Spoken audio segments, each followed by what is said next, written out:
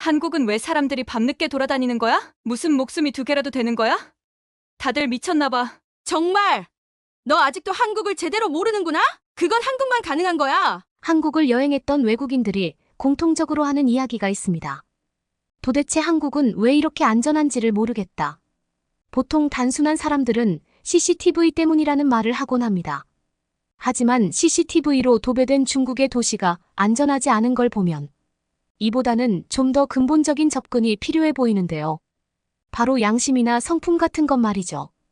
오늘 소개해드릴 사연은 한국의 안전한 치안 덕분에 평생 소원이었던 솔로 캠핑을 해볼 수 있었다는 미국 여성의 경험담입니다. 그녀는 한국에 오기 전까지만 해도 밤늦게 돌아다니지 않고 다른 사람을 항상 경계하는 평범한 미국인이었다고 하는데요. 미국과 전혀 다른 한국의 모습 때문에 평생 꿈꿔왔던 위험한 도전을 시도해봤다는 그녀의 경험은 무엇이었을지 지금부터 함께 살펴보겠습니다. 미국 여성의 사연입니다. 감동시작 애청자 여러분, 영상 시작 전 좋아요와 불우이웃을 위해 끝까지 시청 부탁드립니다. 안녕하세요. 저의 이름은 렉시예요. 미국 사람이죠. 최근 친구 덕분에 한국 여행을 하게 됐는데 한 달이 좀 넘는 기간 동안 꽤 많은 걸 느껴서 꼭 글로 남겨 기록하고 싶었어요. 보통 미국에서는 밤늦은 시간이 되면 절대로 집 밖을 나가서는 안 되잖아요. 아마 이건 누구나 알고 있는 상식일 거예요. 하지만 저는 한국 여행을 하면서 한밤중에도 안전한 나라가 있다는 사실을 알게 되었습니다. 그리고 심지어 저 혼자서 캠핑까지 하고 왔어요. 정말 믿기 힘드시겠지만 세상에는 이렇듯 안전한 나라도 있더라고요. 제가 한국에 가게 된 이유는 제 친구가 한국으로 저를 초대했기 때문입니다. 그 친구는 어렸을 때부터 절친했던 제 친구인데요.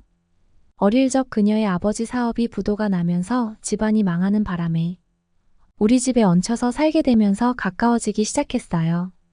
우리는 같이 살았지만 어떠한 다툼이나 불화도 없었죠. 두 가족은 늘 서로를 배려했고 잘 챙겨주었으며 감사한 마음을 잊지 않았기 때문이에요. 그러다 기적적으로 친구 아버지의 사업이 다시 살아났습니다. 우리 두 가족은 다시 떨어져 살게 됐지만 그럼에도 그녀와 저는 여전히 가까운 사이를 유지했어요. 그녀는 나중에 이 은혜를 꼭 갚겠다면서 집을 떠나갔고요. 만날 때마다 친구는 저를 향해 늘 고맙다는 말을 잊지 않았어요. 그렇게 모두 어엿한 어른이 되고 직장을 알아볼 때까지 시간이 흘렀죠.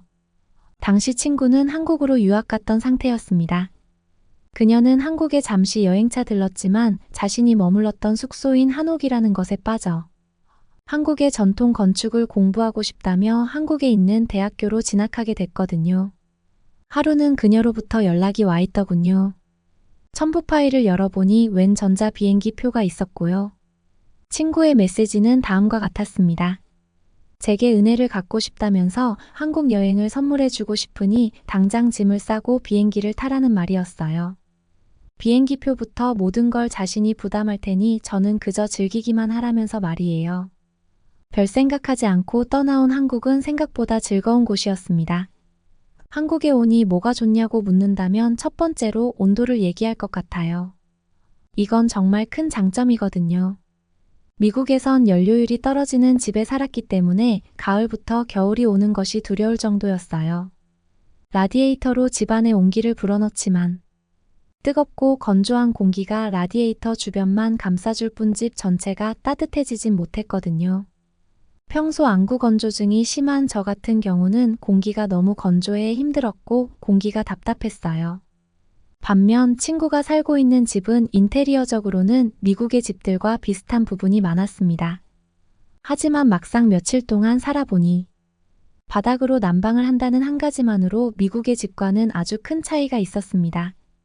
신발을 벗는 건 어색했지만 발이 따뜻해지면서 온몸에 열기가 전달되니까 얼었던 몸도 녹고 행복해지더라고요. 또 횡단보도 시스템이 잘 돼 있어서 그게 좋았던 것 같아요.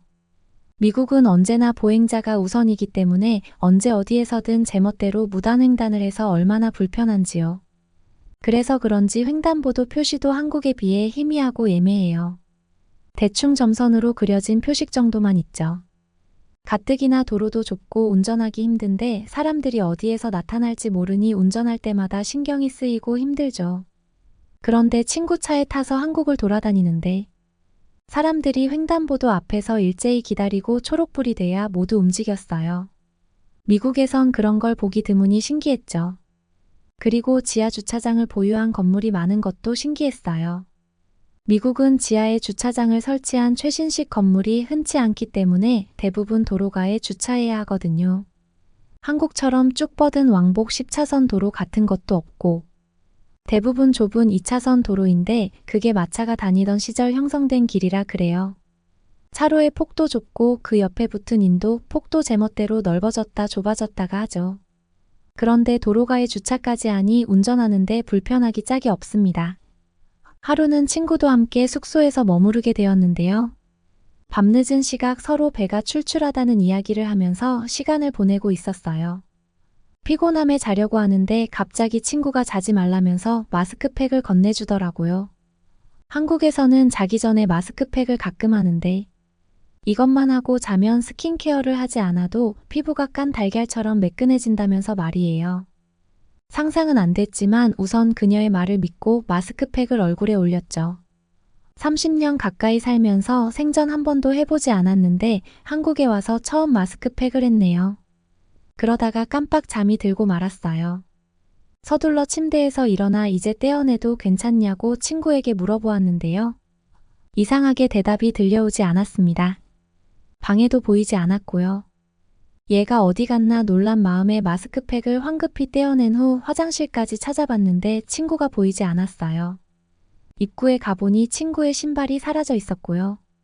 저는 무서운 마음에 그녀에게 메시지를 보냈지만 답장이 오지 않았고 그녀가 밤늦은 시각 위험하게 어딜 나간 건지 걱정이 돼 도무지 잠을 잘 수가 없었습니다. 그때는 무려 새벽 2시였거든요. 그렇게 10분 정도 흘렀을까요? 애타게 찾았던 친구가 들어왔습니다. 친구 손에는 과자가 양껏 들려 있었고 그녀는 밤에 먹을 야식을 사왔다면서 해맑게 웃어 보였죠. 제게 과자는 눈에 들어오지도 않고 도대체 이 새벽에 마트에 왜 갔다 왔냐면서 그녀의 안부를 걱정했어요. 혹시 무슨 일이라도 일어나면 어떡할 거냐고 말입니다. 그런데 친구가 웃으면서 말하더군요. 한국은 그럴 일이 절대 없다고 말이에요. 마치 이런 게 별거 아니라는 듯이요. 물론 범죄가 일어날 수 있지만 한국 사람들은 이렇게 새벽에 돌아다니는 게 그렇게 이상하지 않다고 태연하게 굴었어요. 심지어 늦게까지 공부하는 학생들도 새벽에 집에 들어간다면서 괜찮다고 오히려 저를 안심시켰죠. 이 새벽에 마트에 갔다 온 것도 수상했는데요. 알고 보니 편의점이 24시간 운영되고 있는 것이었어요. 친구는 편의점이 24시간 내내 운영될 만큼 한국은 밤에 돌아다니는 게 특이하지 않다고 덧붙였습니다.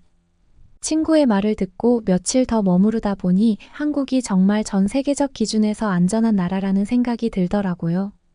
미국도 치안이 최악인 편은 아니지만 일상적으로 느끼는 위험 수준은 한국보다 좀 더 높은 편이거든요. 유동량이 많고 다양한 사람들이 자유롭게 드나들 수 있는 도심이나 역 근처에 가면 좀도둑이나 소매치기를 쉽게 찾을 수 있습니다. 더 자세히 말하자면 불황자나 불법 이민자 같은 사람들이 접근하기 쉬운 곳들이라는 거죠. 한국에서 카페나 식당에 가면 휴대폰이나 노트북을 두고 자리를 비우는 것도 제게는 충격이었습니다. 한국인들은 아무렇지 않게 물건을 두고 주문을 하러 가거나 화장실을 다녀오는데 미국에서는 절대로 상상할 수가 없는 일이에요. 미국에서 오래 있었던 사람들은 모두 알 것이에요. 심지어 눈앞에 보이는 곳에 가방을 두고 잠깐 주문을 하러 갔다 오는 것에 대해서도 카페 직원이 주의를 줄 정도니까요. 한국은 곳곳에 CCTV가 참 많더라고요. 미국은 안 그래요. CCTV가 있더라도 개인 프라이버시를 매우 중요하게 여기는 곳이라 증거 활용으로 쓰기 위한 절차도 까다롭고 대체로 노후화된 것들이라 성능이 떨어지기도 하고요. 결론적으로 보자면 무슨 일이 생기더라도 범인을 잡을 확률도 낮고 검거되어 봐야 보상받을 가능성도 낮다는 사실이라는 거죠. 스스로 조심하는 것이 최선입니다. 그렇기 때문에 해가 지고 나면 사람이 많지 않은 으슥한 곳을 걷는 일도 피해야 해요. 인적이 드문 공원 같은 곳에선 일반인도 쉽게 강도를 만나곤 하거든요. 심지어 평범한 사람들은 이해가 되지 않는 인종이나 종교적인 문제 같은 것만으로도 공격의 대상이 될 수 있어요. 아무래도 워낙 다양한 배경을 가진 여러 계층의 사람들이 있다 보니 가끔씩은 도저히 이해되지 않는 흉악한 일들도 벌어지곤 합니다. 그래서 현지 미국인들도 번화한 도심에 사는 경우가 아니라면 해가 지고 나서 대체로 집 밖을 잘 나가지 않아요. 한국에 오면 다들 놀랄 겁니다. 저처럼 말이에요. 친구는 제게 한강의 야경을 보여준다는 걸 깜빡했다고 말했어요. 우린 한강에 함께 갔죠. 해가 뜰 때는 날씨가 따뜻했지만 해가 진 후에는 강바람이 불면서 미친 듯이 추워졌습니다. 그때 친구는 한강에 있는 편의점에서 유명한 한강 라면을 먹자고 했어요. 야외에서 먹는 바람에 금방 식긴 했지만 찬바람 부는 겨울에 밖에서 먹는 라면은 정말이지 살면서 먹어본 모든 음식 중에 가장 맛있게 느껴지더군요. 게다가 한강의 야경까지 구경하니 꿀맛이었고요. 그때 친구와 우린 밥도 먹었겠다. 조깅을 하기로 했습니다. 새벽까지 간단히 뛰었는데 강아지를 산책하는 사람부터 아주머니 아저씨 젊은 사람들까지 나이대를 가리지 않고 밤늦은 시간에 조깅하거나 자전거를 타는 사람들이 많이 보여서 좀 놀랐어요. 주변에 사람이 많아서 무섭지도 않았을 뿐더러 새벽 공기를 마시면서 한강을 산책하는 것은 너무나 행복한 경험이었죠. 처음엔 밤에 절대 나가지 않았는데 전 이제 한국의 어두운 하늘을 사랑하게 된 것만 같았어요. 그런데 어떻게 이렇게 늦은 시간까지 사람들이 돌아다닐 수 있는지도 궁금하더라고요. 친구는 이 주변에 사는 사람들은 바쁜 삶을 보내기 때문에 이렇게 늦은 시간에 집에 온 후 잠깐의 여유를 즐기고자 종종 운동을 한다고 했어요. 그걸 어떻게 아냐고 물었더니 가끔 자신도 새벽에 조깅을 하러 나오는데 자주 마주쳐서 친해진 아주머니가 있다고 하더군요. 미국으로 떠나기 전 저는 한국에서 꼭 해보고 싶은 것이 하나 있었습니다. 바로 늦은 밤 캠핑을 해보는 것이었어요. 유튜브를 보다 보면 일상에서 벗어나 텐트에서 하룻밤을 보내는 사람들이 종종 있었는데 그때마다 저는 부러움을 느꼈습니다. 특히 혼자서 캠핑을 하는 사람들이 그렇게 부러울 수가 없었어요. 왜냐하면 그들은 위험을 감수하면서까지 캠핑이라는 그 자체를 즐기고 있었으니까요. 그런데 밤늦은 시간까지 아무렇지 않게 돌아다니는 한국 사람들을 보면서 한국이라면 저도 충분히 시도해볼 만할 것 같다는 생각이 들었어요. 항상 꿈꿔왔던 캠핑을 한국에서 시작하기로 결심했죠. 아무래도 미국은 환경이 뒷받침되지 않으니까요. 친구에게 이 이야기를 했더니 처음에는 정말 어이없어 했습니다. 갑자기 뜬금없이 무슨 캠핑이냐고 말이죠. 그리고 거기에 당시 한국의 날씨는 겨울이었습니다. 초보자가 캠핑을 하기에는 절대로 쉬운 날씨가 아니었어요. 친구는 저를 위해 방법을 수소문해줬어요. 그런데 의외로 멀지 않은 곳에 겨울에도 이용할 수 있는 캠핑장이 있었습니다. 친구는 시간이 나지 않아서 저 혼자 캠핑을 하게 되었는데 오히려 평생 기억할 만한 추억을 만들고 말았네요. 그리고 오히려 겨울에 하는 캠핑이 마니아들 사이에서는 더 유명하다고 하더라고요. 캠핑 장비가 없어도 캠핑을 할 수 있다는 이야기를 듣고는 그곳으로 가기로 결정했습니다. 아무래도 아무것도 준비되지 않은 제가 갑자기 산이나 강에 가서 캠핑을 할 수는 없으니까요. 캠핑장에 가면 텐트도 빌려주고 여러 가지로 편할 거라고 이야기했습니다. 물론 이마저도 미국이었다면 절대 시도해보지 않았을 거예요. 저 혼자 텐트에서 자고 있다가 무슨 봉변을 당할지 아무도 모르잖아요. 오히려 주변에 사람들이 있다는 사실이 더 위험할 수도 있는 것이었죠. 처음 도전하는 캠핑이라 두려움도 있었지만 너무나 친절한 한국 사람들 덕분에 하나도 걱정이 되지 않았습니다. 아니, 오히려 한국인들 때문에 더 즐거운 캠핑이었어요. 그들은 되려 한국을 여행 중이라고 말하는 절 향해 한국에 와줘서 고맙다며 자신들이 준비해온 음식들을 저에게 나눠주기 바빴습니다. 그리고 제가 도움이 필요해 보이면 말하지 않아도 먼저 와서 도움이 필요하냐고 물어보곤 했죠. 처음에 자리를 잡고 캠핑 준비를 하려고 하는데 처음이라 어떻게 해야 할지 막막하더라고요. 사실은 설치된 텐트를 렌트하는 방법도 있었는데 제 딴에는 처음부터 설치해보고 싶은 욕심이 있었어요. 유튜브 같은 곳에서 영상으로 보니까 의외로 쉬워 보이더라고요. 그래서 설치된 텐트가 아니라 제가 설치해야 하는 텐트를 빌렸습니다. 우선 텐트부터 치려고 했는데 영상에서 봤던 것과 다르게 직접 텐트를 펴는 게 너무 힘들었어요. 그런데 제가 띵킹대자 바로 옆자리에 있던 한 부부가 절 향해 웃으며 다가왔어요. 그리고 도와주겠다는 말을 하더니 자신들의 텐트를 치는 것처럼 정말 땀까지 흘려가며 최선을 다해 도와주었습니다. 그 순간 저는 제가 왜 한국에서 캠핑을 하려고 했었는지 깨달을 수 있었어요. 제가 한국에 잠시 머무르며 지켜본 한국인들의 모습이 바로 이런 것이었거든요. 절대로 안전하고 절대로 신뢰가 가는 그런 사람들이 한국인이었죠. 그들은 텐트가 완성된 후 조용히 떠날 줄 알았는데 함께 밥을 먹지 않겠냐고 먼저 말을 꺼냈어요. 그렇게 제가 싸온 저녁과 그 가족이 준비한 바비큐를 함께 먹게 되었습니다. 변호사 부부라고 했는데 공부를 잘해서 그런지 영어도 유창하더라고요. 덕분에 소중한 사람들과 아주 행복한 시간을 가질 수 있었어요. 다시 제자리로 돌아와 눕기 전 주변을 둘러보는데 홀로 캠핑을 온 여성은 저를 제외하고도 많더라고요. 친구들과 온 여성들도 있었고요. 그래도 내심 무서워하면서 잠에 들었지만 실제로 아침이 될 때까지 그 누구도 저를 위협하지 않았고 아무런 문제도 없었답니다. 문득 이게 한국의 치안이구나 하는 걸 제대로 느낄 수 있었어요. 그리고 걱정했던 추위는 생각 이상으로 괜찮았어요.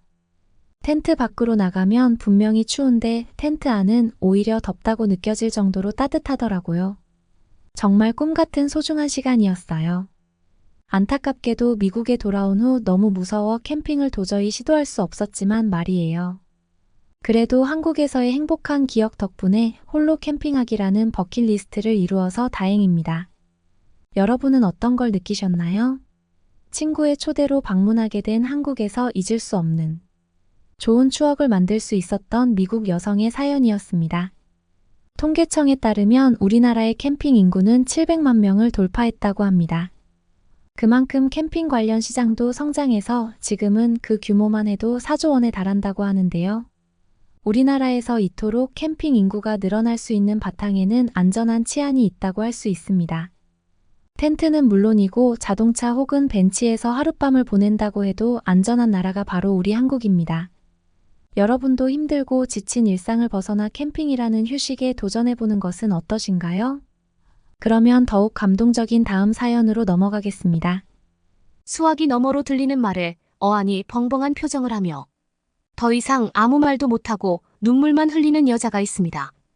도대체 이 여성에게는 무슨 일이 있는 걸까요? 안녕하세요. 저는 대만의 타이페이에서 온 위혁비라고 합니다. 저는 대만 반도체 상비회사에 다니는 영업사원입니다. 저의 키는 170cm이고 얼굴은 고양이상으로 선이 굵게 생겼습니다. 대만 남자들이 선호하는 여성상은 아니지요. 대만 남자들은 아담하고 귀여운 여자들을 좋아하거든요. 저는 키도 크고 귀여운 얼굴은 아니었기에 학창시절부터 지금까지 제대로 된 연애를 해본 적이 없습니다. 자신감도 없어서 선뜻 남학생들에게 다가갈 생각도 못했죠. 대만에서 아담하고 여자여자해 보이려고 하는 걸 여자력이라고 하는데요. 제가 아무리 헤어스타일과 화장을 바꿔봐도 다른 귀여운 여자애들의 여자력에는 미치지 못했죠. 실력 없는 학창시절을 보내고 그저 평범하게 남들처럼 대학을 졸업하고 회사에 입사했습니다.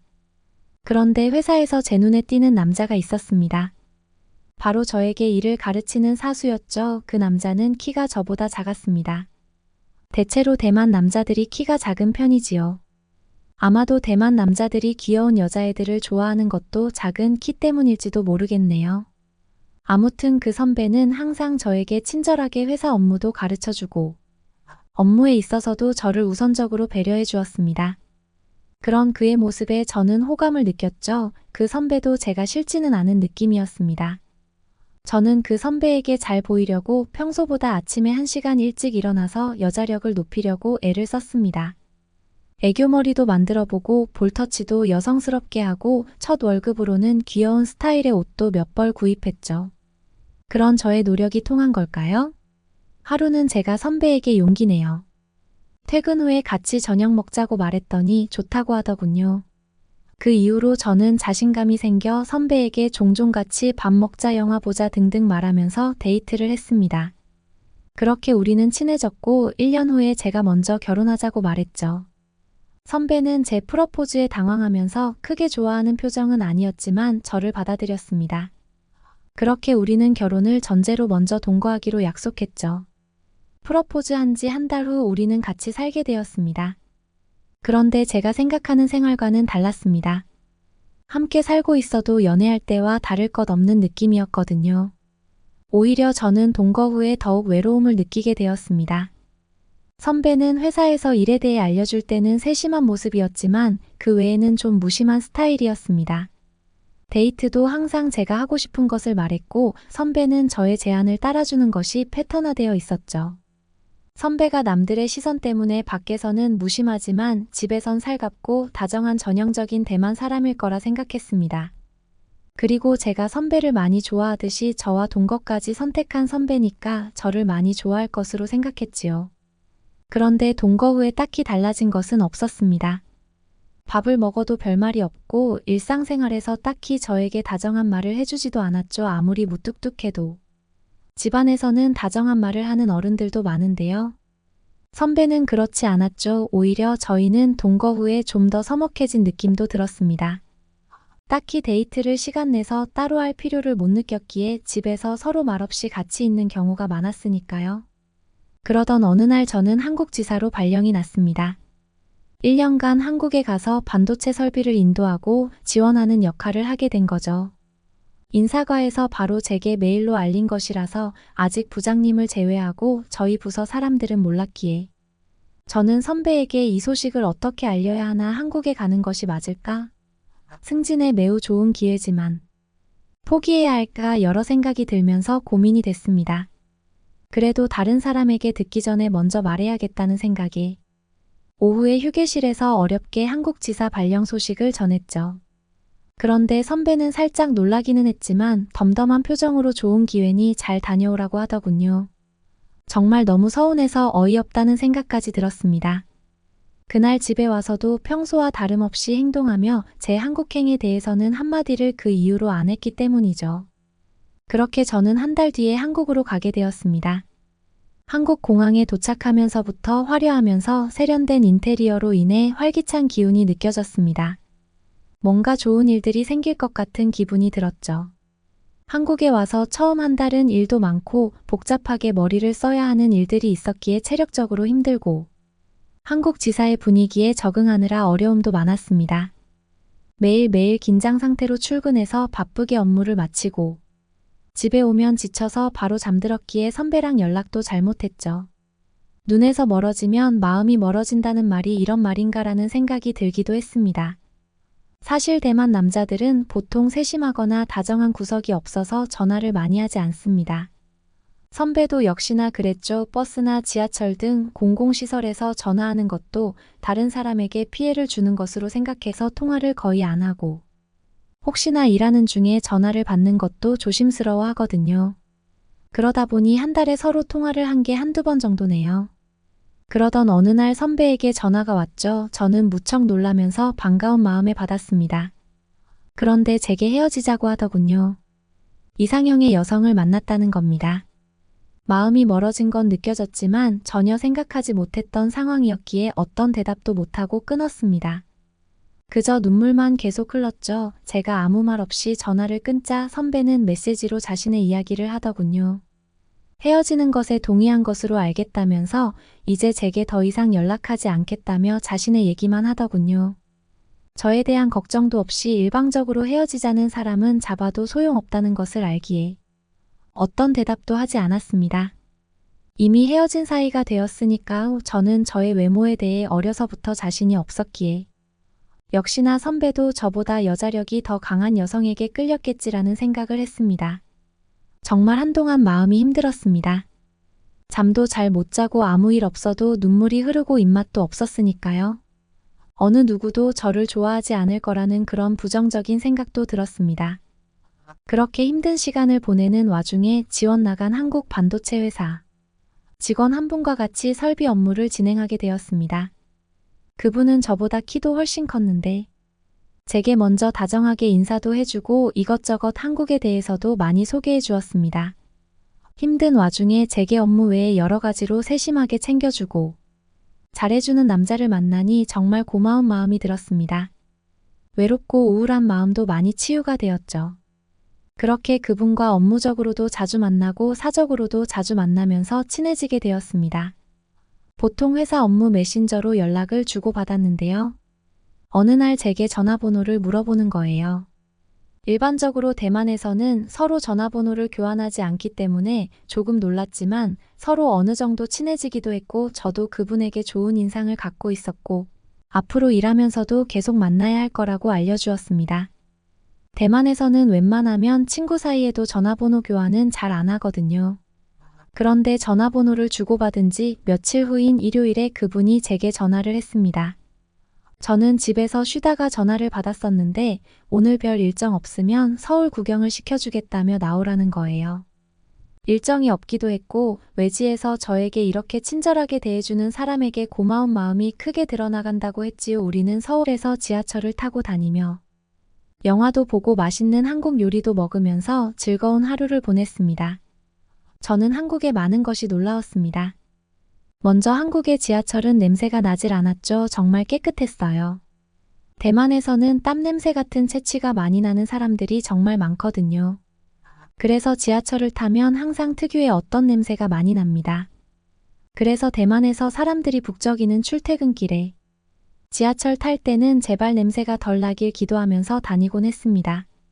저는 대만인과 한국인이 비슷한 체형과 외모여서 당연히 한국 사람들도 특유의 체취가 있을 것으로 생각했습니다. 그날 하루 지하철로 다닌다는 말을 듣고 저는 냄새로 속이 좋지 않을까봐 내심 걱정을 했습니다. 그런데 정말 신기하게도 한국 사람에게서는 그런 체취가 나지 않았습니다. 너무 놀라웠습니다. 그래서 제가 그분에게 한국 사람들 특유의 체취 같은 것이 없나 봐요. 지하철에 사람들이 꽤 많은데도 냄새가 안 나네요. 라고 말했더니 자긴 한국에서 태어나고 자라서 그런 생각을 못 해봤는데 지하철에서 냄새 난다는 느낌은 한 번도 없었다고 하더군요. 그리고 또 놀라웠던 것은 한국 서울에서 가장 트렌디하다는 강남거리를 지나다니는데 여자들이 대만처럼 여자력을 풍기지도 않는 것이었어요. 티셔츠에 정말 편안한 운동화를 신고 다니는 여자들이 너무나 많았죠. 심지어 잠옷 같은 운동복만 입고 강남 시내를 돌아다니는 여자들도 있었습니다. 대만에서는 절대 상상도 못할 일인데 말이죠. 저는 정말 대만과 이렇게 가까운 한국의 문화가 이렇게 다른 것에 정말 놀랐습니다. 바람이 많이 불어 날이 꽤 쌀쌀했기에 여기저기 다니다가 카페에 들어갔습니다. 그 남자분이 지도 앱에서 예쁜 카페를 검색해서 간 곳이었는데 정말 예뻤어요. 제가 너무 예쁘다며 감탄을 하자 그분은 한국엔 이렇게 예쁜 카페가 많다면서 주말마다 찾아다니자고 하더군요. 정말 설레는 말이었습니다. 따뜻한 차를 마시고 예쁜 디저트도 먹으면서 몸도 마음도 따뜻해지는 그때 그분은 제게 말했습니다. 저에게 첫눈에 반했다고. 저는 정말 놀랐습니다. 저같이 키 크고 선이 굵은 데만 여자를 좋아할 거라고 전혀 생각하지 못했기 때문이죠. 더구나 먼저 저에게 그런 고백을 적극적으로 했던 남자가 없었기에 더욱 놀랐죠. 제가 너무 놀라자 그분은 저를 많이 좋아한다면서 부담은 느끼지 말고 천천히 알아가 보자고 말했습니다. 저는 평소 그분이 멋있다는 생각은 했지만 국적도 다른 제게 호감이 있을 것으로 생각을 하지 못했기에 놀란 것이라고 저도 좋다고 만나보자고 말했습니다. 그랬더니 갑자기 그분이 활짝 웃으면서 제 손을 덥석 잡더군요. 저는 또 한 번 깜짝 놀랐습니다. 대만에서는 공공장소에서 스킨십을 절대 안 하거든요. 그래서 제가 공공장소에서 이러면 안 된다고 뭐라 그랬더니 그 남자는 저에게 뭐 어떠냐고 괜찮다고 하는 거예요. 그렇게 우리는 그날 저녁 내내 손을 잡고 다녔습니다. 심지어 헤어지기 전에는 집 앞에서 저를 안아주기도 했죠. 그것도 너무 당황스러웠지만 여긴 한국이니까라고 생각하면서 가만히 있었죠. 그 후로도 그 남자와의 데이트는 매일매일이 정말 당황스러운 일들이 많았지만 모든 것이 너무도 재미있고 좋았습니다. 밥 먹을 때도 밥값도 계속 내주는 거예요. 대만에서는 각자의 밥값은 각자 내는 것이 일반적이기에 저는 너무 부담스럽고 미안해서 제가 내겠다고 몇 번이나 말했지만 제게 다 해주고 싶다면서 한국에서는 내고 싶은 사람이 내는 것이 일반적이라면서 신경 쓰지 말라고 말하더군요. 한 번은 제 생일에 그 남자가 제게 머리끝부터 발끝까지 선물해 주겠다면서 옷도 사고, 미용실도 데리고 갔지요. 몸에 살짝 달라붙는 멋진 스트라이프 원피스를 사주었고, 미용실에 가서 옷에 어울리게 염색과 파마도 했어요. 저는 생일이 이렇게 행복한 적이 있었나 라는 생각이 들면서 무척 행복했습니다. 정말 사랑받는 느낌이 들었거든요. 미용실에서 지루한 시간을 보내는 내내 그 남자는 웃긴 제 모습을 사진 찍으면서 여러 재미난 이야기도 해주었습니다. 그 남자와 데이트를 자주 하다 보니 이제 이런 상황이 싫지만은 않더군요. 그 남자의 다정한 마음과 사랑을 느낄 수 있어서 오히려 좋은 느낌이 들었어요. 그런데 그렇게 그 남자와 미용실을 나가서 길거리를 걷는데 지나가는 몇몇 남자들이 저를 보는 것 같았어요. 그 남자는 앞으로는 이쁘게 하고 다니면 안 되겠다고 말하면서 오늘은 생일이니까 남성들의 시선을 즐기라고 하더군요. 저는 왜 한국 남자들이 저를 보는지 몰랐는데 그 남자는 한국 남자들은 키 큰 여자들도 좋아한다고 하더라고요. 꾸민 저의 모습이 여자력이 높은 것은 아니었지만 한국에서 여자력은 별로 중요하지 않다는 게 느껴지는 순간이었습니다. 한 번은 한국에 와서 일만 하느라 한국 여행은 못 해봤을 테니 그 남자가 한국 여행을 하자고 했습니다. 제가 1년의 근무 기간도 끝나가고 있어서 대만으로 복귀해야 하는 시기가 가까워지고 있었죠.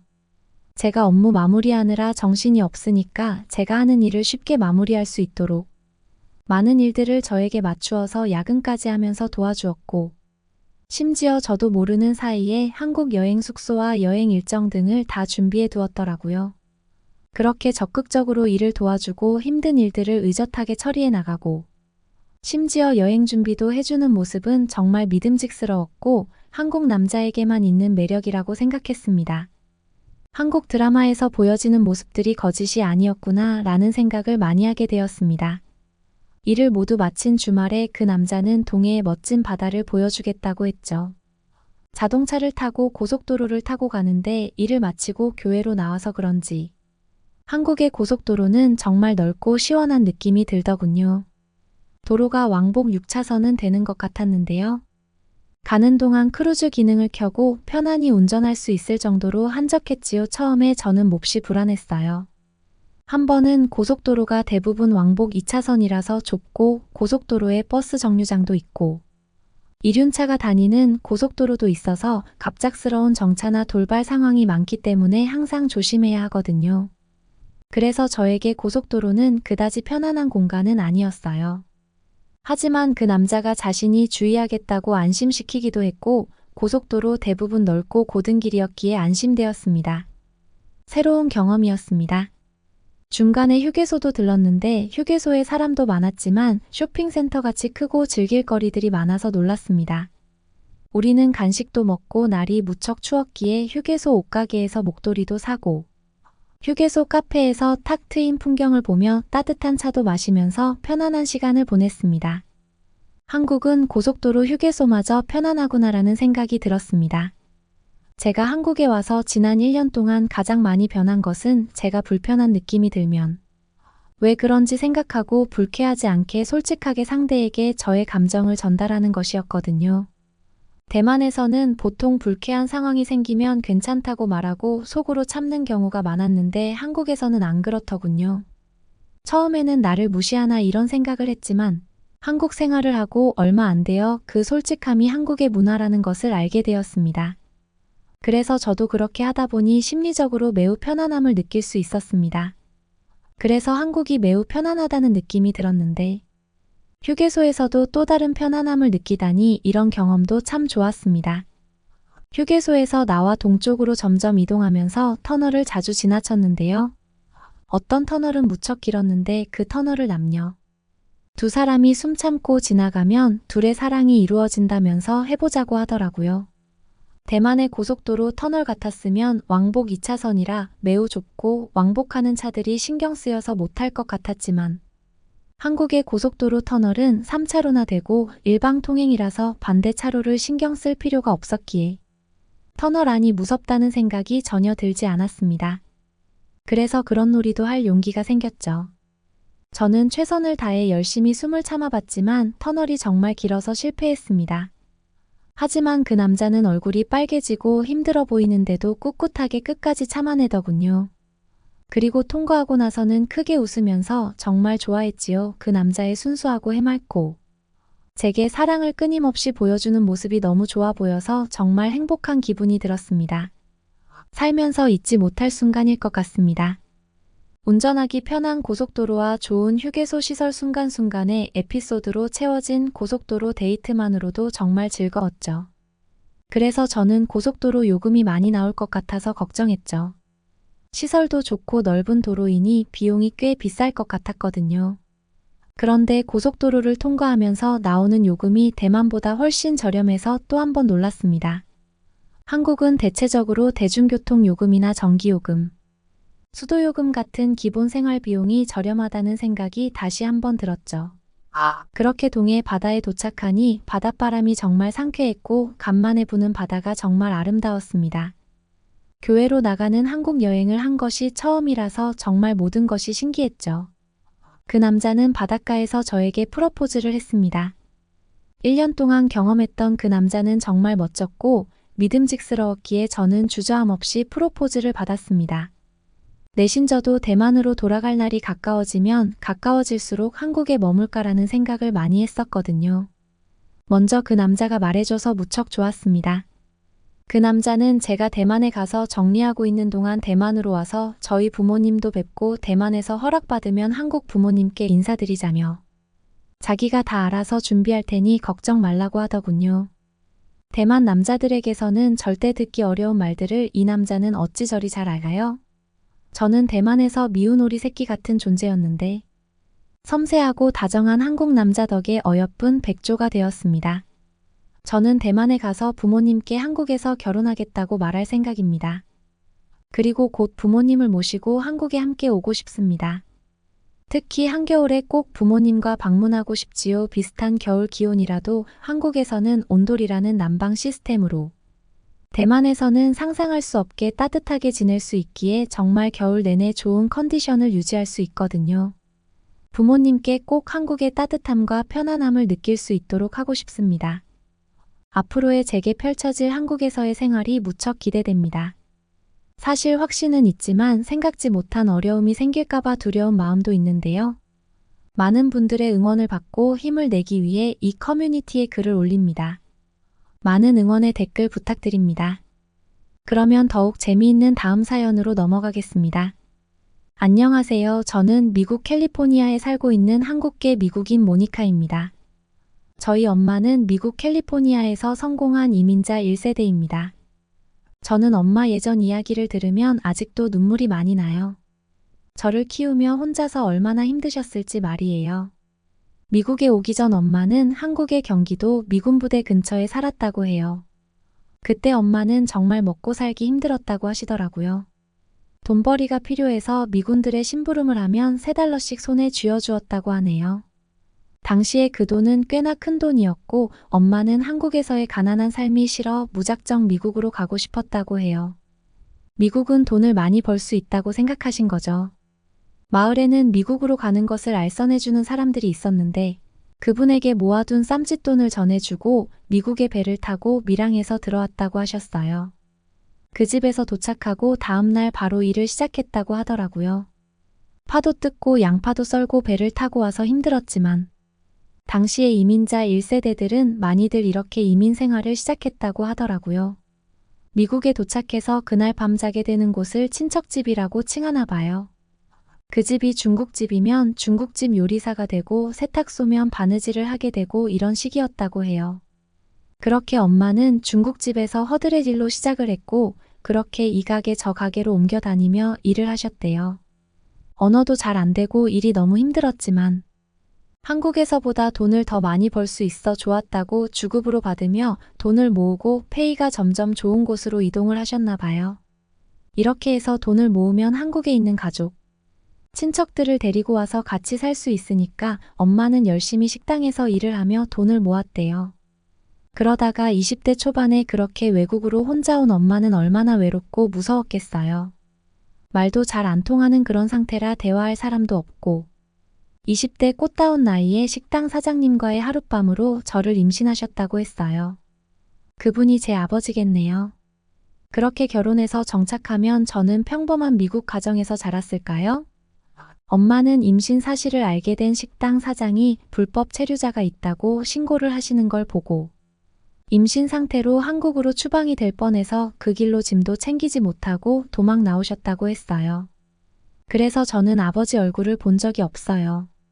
지금까지도 한인 일자리 구하는 신문을 보고 엄마는 한국인 이민자가 운영하는 델리라는 곳에 취직하셨대요.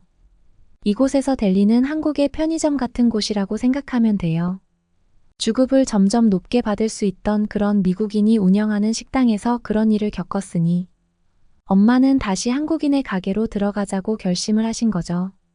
임신한 채로 한국으로 돌아가도 그곳에서 저를 혼자 낳아 기르는 게 더 좋은 형편일 수 없다고 생각하셔. 엄마는 그렇게 한국인이 운영하는 델리에서 정말 손과 발이 닳아 없어질 정도로 열심히 청소하고 일했다고 하세요. 엄마는 젊었고 무서웠고 혼자였지만 이곳에서 저를 꼭 낳아서 잘 기르겠다고 다짐하셨대요. 저희 엄마 참 대단하시죠. 그렇게 열심히 하던 엄마를 좋게 보신 한국인 사장님은 새로운 지점을 내주고 매장을 전적으로 맡기셨대요. 그 한인 사장님은 그렇게 캘리포니아에만 델리를 굉장히 많이 오픈하게 되시며 큰 기업을 일구셨다고 합니다. 델리를 운영하며 저를 키우신 엄마는 정말 저에게 아낌없이 투자하셨어요. 돈을 아끼려고 저를 출산하시고 회복할 새도 없이 일하셨고 제가 아기 때는 다른 인건비를 줄이려고 저를 매장 내의 카운터에서 재우며 잠도 안 자고 밤낮 없이 일을 하며 저를 키우셨다고 했어요. 한인 이민자들이 엄마처럼 성공할 수 있는 경우는 흔치 않아요. 아직도 세탁소나 네일샵 같은 것을 운영하는 어려운 이민자들이 많지만 엄마는 절대로 이렇게 한국으로 돌아갈 수 없으니 이곳에서 성공해야 한다고 생각해서 늘 누구보다 열심히 악착같이 돈을 벌었다고 하셨어요. 엄마의 처절하고 투철한 모습을 많이 보며 자랐기 때문에 저는 정말 미친 듯이 공부했고 엄마의 뒷받침 덕분에 저는 아이비리그 스탠퍼드 대학교에 입학하게 되었습니다. 엄마는 제가 꼭 의사가 되길 바라시며 미국에서 가장 많은 의사를 배출한 스탠퍼드대에 들어갈 수 있도록 많은 지원을 해주셨어요. 엄마의 꿈을 이뤄드리기 위해 저는 스탠퍼드대에 합격했어요. 하지만 스탠퍼드대 자체가 학업 난이도가 매우 높은 곳이라서 처음 입학 후에 너무 힘들었어요. 이곳은 지역이 날씨도 우중충하고 과도한 학업 때문에 학생들 자살률이 굉장히 높아요. 오죽하면 학교 다리에서 투신하는 학생들이 많아 다리에 높은 철망을 둘렀을까요? 지금 현재는 다리 밑에 와이어망을 설치해서 누군가 떨어지면 바로 알 수 있어요. 그 정도로 이곳 학생들은 많은 우울증에 시달리고 있어요. 그래서 학교 내에는 심리치료사들이 포진해 있고 반드시 운동과 휴식을 병행해야 학부를 마무리할 수 있다는 것을 다들 잘 알고 있어요. 운동과 병행해서 저는 동아리 활동도 적극적으로 참여하기로 했어요. 저는 혼혈이기 때문에 캘리포니아에서는 안 당해본 인종차별이 없어요. 원숭이 흉내나 눈을 찢는 듯한 행동과 백인 여성들 사이에선 제가 지나가면 코를 막는 행동이나 이런 제스처를 많이 당해봤지만 더 힘든 건 저는 이곳 아닌 사회에서조차 한국인도 아니고 미국인도 아닌 또 다른 인종처럼 보인다는 것이 학창시절 저를 아주 힘들게 했어요. 양쪽에서 다 배척을 받은 거죠. 그래서 저는 더 성공하기 위해 열심히 공부하기도 했던 것 같아요. 정체성에 대해 많이 괴로워할 때 역사와 전통, 너의 뿌리를 공부해보는 것이 좋겠다는 조언에 저는 역사학 강의도 듣게 되었어요. 이번 학기 수업 중 다양한 국가의 경제 발전에 대한 수업이 있는데요. 최근에는 동아시아 국가들의 경제 발전에 대한 주제의 강연을 듣게 되었어요.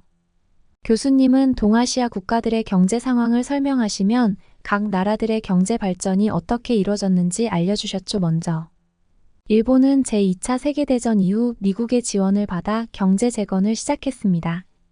1950년대와 60년대에는 제조업 중심의 고도 성장을 이루었고 이를 통해 세계적인 경제 강국으로 도약했습니다. 그리고 중국은 1978년 개혁개방 정책 이후 급속한 경제 성장을 이루었는데요. 경제특구를 설치하여 외국 자본과 기술을 적극적으로 도입하였고 제조업 중심의 경제 성장을 통해 세계의 공장으로 불리게 되었죠. 일본과 중국이 동아시아의 대표적인 선진국인 것은 모두가 아는 사실일 겁니다. 그런데 저는 이 두 나라보다 주목해야 되는 나라가 있다고 말하고 싶네요. 그건 바로 한국입니다. 교수님의 말에 저는 눈이 휘둥그레졌어요. 저뿐만 아니라 강의실 전체가 웅성거렸죠. 제가 한국계 미국인이긴 하지만 미국에서 태어나서 자랐기 때문에 저는 사실 한국의 경제 상황이나 역사에 대해 잘 모르고 있어요. 그런데 교수님께서 경제 대국인 일본과 중국보다 한국을 더 주목해야 하는 나라라고 하시니 이게 무슨 상황인가 싶었죠. 최근에는 K-팝, K-푸드, K-뷰티 같은 한국 문화가 외국에서 인기를 끌면서 한국이라는 나라가 많은 사람들에게 인식되었지만 여러분은 한국이 30년 전만 해도 얼마나 못 사는 나라였는가 알면 아마 충격받을 겁니다. 교수님의 이 말에 엄마가 떠오르며 강의 내용에 빠져들게 되었어요. 한국은 1997년에 외환위기를 겪으면서 IMF 지원을 받은 나라였어요. IMF 자금을 빌리는 나라들은 경제 정책을 간섭당한 게 되는데 이로 인해 한국의 경제 구조 조정이 단행되었다. 당시 한국이 IMF에서 받은 지원금은 약 200억 달러 규모였고 이때 한국 기업들은 구조 조정되면서 실업자가 100만 명 가까이 증가하는 등 거의 나라가 망하는 수준이었습니다. 실제로 한국처럼 IMF에 돈을 빌린 다른 나라들은 대부분 돈을 갚지 못해서 채무불이행, 즉 디폴트 사태에 빠졌죠. 그런데 한국만 달랐습니다. IMF 돈을 갚기로 한 날짜를 훨씬 앞당겨 고작 3년 만에 200억 달러를 다 갚고 외환 위기를 완전히 벗어났어요. 그런데 한국이 외환 위기를 벗어날 수 있었던 가장 큰 이유가 뭔지 아시나요? 교수님의 질문에 한 학생이 답하더군요. 한국 정부와 기업이 경제를 일으켰던 거 아닐까요? 학생의 대답에 교수님은 살짝 웃으시더니 이렇게 말하셨어요. 대부분 그렇게 생각하겠지만 아닙니다.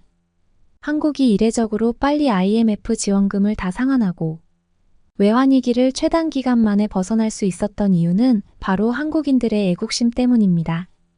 1997년 외환위기를 맞은 후 한국에서는 특별한 운동이 시작되었는데요. 바로 금 모으기 운동입니다. 금 모으기 운동은 금융위기를 벗어나기 위해 전 국민이 힘을 모아 IMF에 빌린 지원금을 갚자는 운동이었습니다. 자신의 나라를 위해 개인이 가지고 있는 금을 기부한다는 게 과연 가능할까? 얼마나 모을 수 있을까 싶은데 한국에서는 금 모으기 운동을 시작한 후 국민 349만 명이 참여해서 25톤 금을 모았어요. 그것도 단 2달 만에 말이죠. 금융위기를 극복하기 위해 한국인들은 아이 어른 할 거 없이 모두가 하나가 되어 국가 부도를 막기 위해 노력했고 결국 한국은 국민들의 손으로 국가를 금융위기에서 벗어나게 할 수 있었던 겁니다. 한국이 경제위기에 빠져 국가 부도가 날 뻔한 게 30년도 되지 않았다니 여러분은 믿을 수 있겠나요? 아마 한국인들은 DNA 애국심이 새겨져 있을 거예요. 그렇지 않고 서는 한국인들의 애국심은 설명이 안 되니까요. 또한 2007년 충청남도 태안군에서 발생한 선박 충돌로 다량의 기름이 바다로 유출되는 최대의 해양 오염 사고가 있었는데 8천여 헥타르가 원유에 오염돼 어패류가 떼죽음을 당했으며 짙은 기름때가 형성되어 심각한 피해를 입은 일이 발생했을 때 국민들이 자발적으로 힘을 모아 123만여 명의 봉사자가 손길 하나하나 모아 불가능할 것 같던 기적을 만들어낸 사실이 있습니다. 당시에 이 피해 복구는 빠르면 10년에서 길게는 30년까지도 걸린다고 예상했었죠. 하지만 한국인의 애국심은 여기에서 또 진가를 발휘하게 됩니다. 무려 123만 명의 국민들이 태안 앞바다에 자발적으로 모여 기름을 손수 닦아 1년 만에 복구가 되었습니다. 이는 해양재난 분야에서는 전 세계적으로 전무후무한 복원 사례이며 2022년 11월 유네스코 세계기록유산에 등재된 일이 있습니다. 이런 피해를 다른 나라에서 입었다면 어땠을까요? 이때 한국 사람들의 피해 복구 지침을 기록하여 다른 곳에서도 적용해야 한다고 했지만 이건 아마도 한국인이 아니면 할 수 없는 지침 같습니다. 금 모으기 운동과 마찬가지로 이는 국민 모두가 자발적으로 나서서 부족한 보호장구를 돌려쓰고 헌옷 등을 기름을 닦는데 사용하는 등 서로서로 힘을 모아서 이룬 결과입니다. 이건 국가가 나서서 모니카할 수 없는 행동이었다고 생각합니다. 그때였어요. 강의실에서 수업을 듣고 있던 한 여학생이 갑자기 손을 들더니 교수님의 말에 반박하기 시작했습니다. 교수님, 저는 한국인으로서 교수님의 의견에 동의하지 않습니다. 교수님께서는 한국인들이 애국심이 강하다고 말씀하셨는데, 그건 교수님이 한국인들을 잘못 보고 하신 말씀인 것 같아요. 교수님이 말씀하신 것처럼 한국은 1997년 당시 국가 부도위기에 놓였었는데 애국심으로 국가를 위해 금을 모았다고 하셨지만 실상은 한국 정부에서 국민들에게 강제적으로 금을 빼앗았습니다. 사실 한국이 금융위기를 맞은 것도 한국인들이 세금을 탈세하고 회피하면서 국가 재정이 악화되고 국민들의 과도한 소비로 인해 저축률이 감소하고 개인 부채가 많아지면서 국가 금융 시스템이 불안정해졌다 해요. 국민들은 멍청하고 이기적이어서 국가를 금융위기에 빠뜨렸고 한국 정부는 무능해서 IMF 돈을 빌렸지. 한국인들은 이기적이고 사기꾼 같은 기질이 있어서 세금을 내지 않고 국가 재정을 악화시켰고 이런 한국인들의 이기적인 유전자는 경제적인 면뿐만 아니라 문화적인 면에서도 찾아볼 수 있어요. 한국은 중국 문화를 훔치는 것에 대해 거리낌이 없고 정부 차원에서 한국 국민들에게 세뇌를 시키고 있어요. 한복도 사실은 중국 청나라의 의복인 한풀을 베낀 거고 김치도 원래는 파오차이 아닌 중국 음식을 베껴서 만든 거거든요. 부채춤도 중국의 전통 예술인데 한국에서는 이걸 아무렇지도 않게 한국의 전통 춤이라고 가르쳐요. 저는 이런 한국 정부의 세뇌 교육의 실상을 깨닫고 스스로 한국의 역사를 공부하고 있는데요. 한국인들의 3, 4세대만 올라가도 조상 상당수가 중국인인 걸 보면 수천 년 역사를 돌아보면 한국은 사실상 중국의 일부죠. 이 말을 들은 저는 정말 충격에 빠질 수밖에 없었어요. 그런데 강의실 분위기가 이상했어요. 강의실이 술렁이는 분위기가 되더니 곳곳에서 학생들이 수군거리기 시작했죠. 그때 제 옆자리에 앉아서 조용히 이 상황을 지켜보던 미국인 남학생이 이렇게 소리쳤어요. 중국인들은 꼭 한국인인 척하더라. 미국인 남학생의 발언에 순식간에 강의장에는 침묵이 흘렀고 한국인 여학생은 몹시 당황스러워하며 입을 뻥긋거렸습니다. 하지만 미국인 남학생은 이 학생에게 발언할 기회를 주지 않고 차분히 마저 자신이 할 말을 이어갔어요. 교수님, 저는 피터슨입니다. 수업 중에 껴들어서 정말 죄송합니다. 그냥 가만히 지켜보려고 했는데 저런 말도 안 되는 얘기를 계속하는 저 학생을 보니 도저히 보고 있을 수가 없겠더라고요. 저는 한국인 아버지와 미국인 어머니 사이에서 태어난 한국계 미국인입니다. 제가 태어나고 자란 미국을 사랑하고 한국인 아버지의 나라인 한국도 정말 사랑합니다. 저희 할아버지는 1950년 한국에서 일어난 한국전쟁 참전용사입니다. 할아버지는 조국인 한국을 사랑하는 애국심 하나로 한국을 지키기 위해 전쟁에 나가셨죠. 저희 할아버지뿐만이 아니에요. 당시 한국을 위해 헌신한 영웅들은 60만 명 정도입니다. 한국인들이 정말 애국심이 없고 이기적이라면 이렇게 많은 한국인들이 나라를 지키기 위해 전쟁에 나서는 게 가능할까요? 그리고 국민들을 세뇌시키는 건 오히려 중국인 것 같네요. 1997년에 발생한 한국의 경제 위기의 원인이 한국 국민들의 세금 탈세와 개인 부채 때문이라고요. 구글에 검색만 해봐도 들통날 거짓말을 잘도 내뱉는군요. 한국의 경제 위기는 국민들 때문이 아니라 과도한 단기 외채인 금융 감독, 그리고 대기업의 과잉 투자와 부실 경영이 복합적으로 작용해서 발생한 결과였어요. 그리고 중국인들은 문화제국주의가 팽배해서 자꾸 다른 나라의 문화를 중국 문화의 일부라고 얘기하는데 정말 그렇게 알고 있는지, 아니면 그렇게 믿고 싶은 건지 묻고 싶네요. 중국인들이 한국인인 척하고 한국을 깎아내린다는 얘기를 SNS에서만 봤는데 실제로 눈앞에서 한국인 행세를 하며 한국을 비난하는 중국인을 보니 정말 놀랍네요. 피터슨의 말이 끝나자 조용했던 강의실 여기저기서 피식거리는 웃음소리가 들리기 시작했고 이내 강의실은 웃음바다가 되었습니다. 그러더니 그 학생은 곧 강의실 문을 박차고 뛰쳐나가 버렸습니다. 하지만 저만은 웃을 수가 없었어요. 피터슨도 부모님이 한국인인 혼혈인데 저와는 정반대로 한국을 사랑하고 한국의 역사에 조예가 깊은 모습을 보니 갑자기 저 스스로가 한심하게 느껴지더라고요. 아무튼 이날 이후로 피터슨은 저희 학교에서 다른 학과 친구들까지 알 정도로 유명인사가 되었고, 한국인인 척했던 중국인 여학생은 다른 의미로 유명인사가 되어서 저도 이후로는 학교에서 얼굴을 못 봤고 휴학했다는 소문만 들었습니다. 그리고 저는 이날 잠들기 전까지 교수님과 피터슨의 말이 계속 머릿속에 맴돌면서 한국에 대해 제대로 알아야겠다고 다짐했어요. 어쨌든 저의 반은 한국인인데 한국의 역사에 대해 제대로 모른다는 것이 스스로 부끄럽고 한심하게 느껴졌거든요. 그러면서 피터슨이 정말 반듯한 한국의 가정에서 자란 것 같아 부러움이 들기도 했어요. 하지만 저는 누구보다 열심히 저를 키워주신 엄마를 존경하고 사랑하기 때문에 원망하거나 저의 어린 시절이 불쌍하거나 하진 않아요. 이제부터라도 한국에 대해 잘 알고 공부해서 누군가 이렇게 한국의 왜곡된 이야기를 한다면 반드시 바로잡아 줄 수 있도록 한국에 대해 더 공부해야겠다고 생각했습니다. 그리고 왜 저렇게 역사를 왜곡하는 사람들이 있는지, 한국이라는 나라의 공동체 의식과 문화는 어디에서 온 건지 궁금해지기 시작했어요. 한국은 침략을 많이 당하고 오랫동안 농경 생활을 하면서 그런 유대감으로 서로 덮어주고 밥을 나누어 주며 상부상조의 마음으로 지내서 공동체 문화가 형성되었다고 하는데, 아마도 이곳 캘리포니아에서 저희 엄마가 정착할 수 있었고 한인들끼리 서로 돕는 문화 또한 한국인의 국민성이라는 생각이 들었던 저의 뿌리에 대해 잘 알게 되었던 뜻깊은 날이었습니다. 모니카의 사연은 여기까지입니다. 한국인의 높은 국민성을 이렇게 미국의 대학생들에게 들려준 강의가 있었다고 하니 정말 자랑스럽네요. 여러분은 어떻게 보셨나요?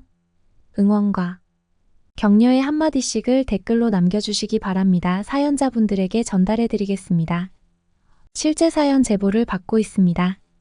채택되신 분께는 작은 선물도 보내드리고 있습니다. 저희의 사연이 여러분의 하루에 작은 힘이 될 수 있었으면 좋겠습니다. 감동적인 사연을 주변 분들과 이야기 나눠보세요. 더욱더 좋은 영상으로 다시 찾아뵙겠습니다.